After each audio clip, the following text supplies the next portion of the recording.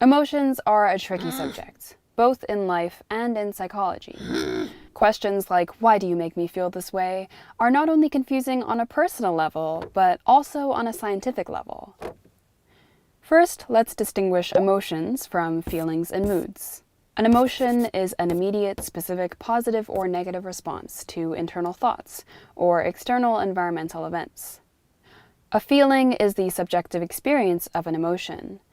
It's what we refer to when we say things like, I feel angry, or I feel happy.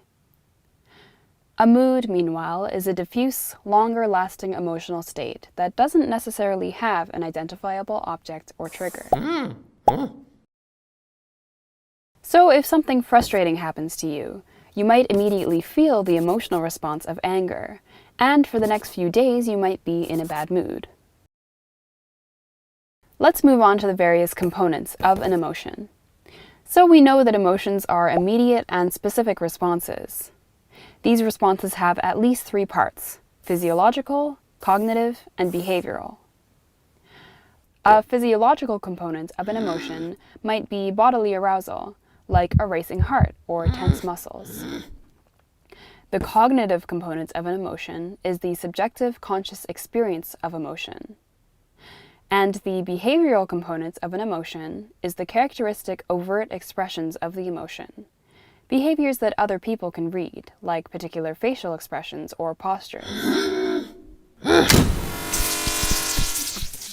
Charles Darwin studied this third component of emotions in his 1872 book, The Expression of Emotions in Man and Animals, in which he argued that particular emotional responses tend to accompany the same emotional states in all members of a species. So, according to Darwin's argument, all of the members of a species will display the same behavior when they feel a particular emotion. All cats will display the same behavior when they are happy. And all humans will have the same facial expression and behavior when scared. With this evidence, Darwin suggested that the expression of emotion is genetically determined. This behavior has evolved and has been passed down through generations in our genes. Now let's look at some theories of how emotions work. Let's start with the common sense view. In this view, a stimulus prompts an emotion, which in turn prompts some bodily arousal. So in this case, a frightening spectacle fills our villain with fear, which makes him sweat and makes his heart rate rise. In the mid-1880s, two scholars, William James and Carl Lang, independently came up with similar theories that contradicted this common sense view. James and Lang both suggested that instead of emotions causing bodily arousal causes emotions. So to return to our previous example, that would mean that the sight of the hero on his threshold makes our villain's heart beat faster, his hands tremble, and his palms sweat, and these physiological changes cause him to feel fear. But this theory is vulnerable to a few criticisms. First, it is possible to have physiological arousal without any accompanied emotion. For instance, your palms might sweat because it's hot, but that sweat won't make you feel nervous, just kind of gross.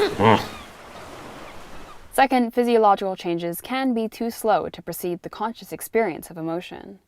Our villain might feel scared as soon as he sees our hero, but it might take a few seconds for him to start sweating. Third, the same set of physiological responses are associated with very different emotional experiences. A faster heart rate could mean fear, but it could also mean anger, or surprise, or joy. Finally, there is evidence that physiological feedback is not necessary for emotion. For example, patients with spinal cord injuries who have lost most of their physiological feedback still experience the same emotions as before. However, in the James-Lange theory's favor, there is notably some slight evidence of dissipation in their emotional reactions.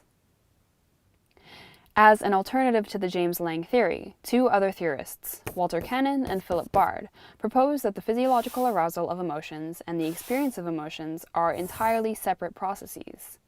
That is, a stimulus causes the emotion and physiological arousal independently. Neither one causes the other. So the sight of our hero causes our villain both to feel fear and for his palms to sweat and heart to race. But contrary to this theory, there have been many reports of physiological stimuli influencing emotions. So it's unlikely that physiology and emotions are completely disconnected. One suggestion of how arousal and the experience of emotion may be connected, but not causal, was proposed in the 1960s by Stanley Schachter and Jerome Singer as the Schachter-Singer two-factor theory, which introduces the factor of cognition. The theory suggests that when a stimulus elicits some arousal, this arousal elicits some cognition, which interprets the source of the arousal, and then this interpretation then elicits the experience of emotion. From the stimulus, it takes two different factors, the arousal and the cognition, to elicit the emotion, hence the name Schachter-Singer two-factor theory. For example, say that you feel your face start to flush. According to this theory, you'll automatically use cues from your environment to help explain this flush. You might be mid-workout, or someone might have just confessed their love to you. Although the arousal is the same, the cognitive evaluation of the stimulus is very different across these two scenarios. And so the emotions you would feel would also be very different. Say pride versus shyness, for instance.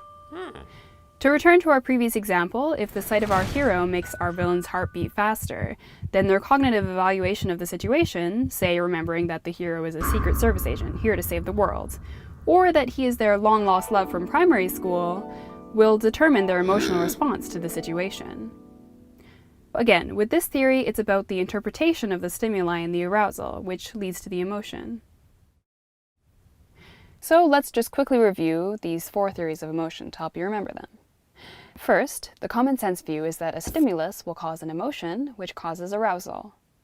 Second, the James-Lange Theory reverses emotion and arousal, suggesting instead that a stimulus causes arousal, which then causes emotion. Third, the Cannon-Bard theory separates out emotion and arousal as independent reactions to the stimulus. And finally, the Schachter-Singer two-factor theory adds another factor to the cause of emotion. After a stimulus elicits some arousal, you cognitively assess the stimulus, and that assessment causes the emotion.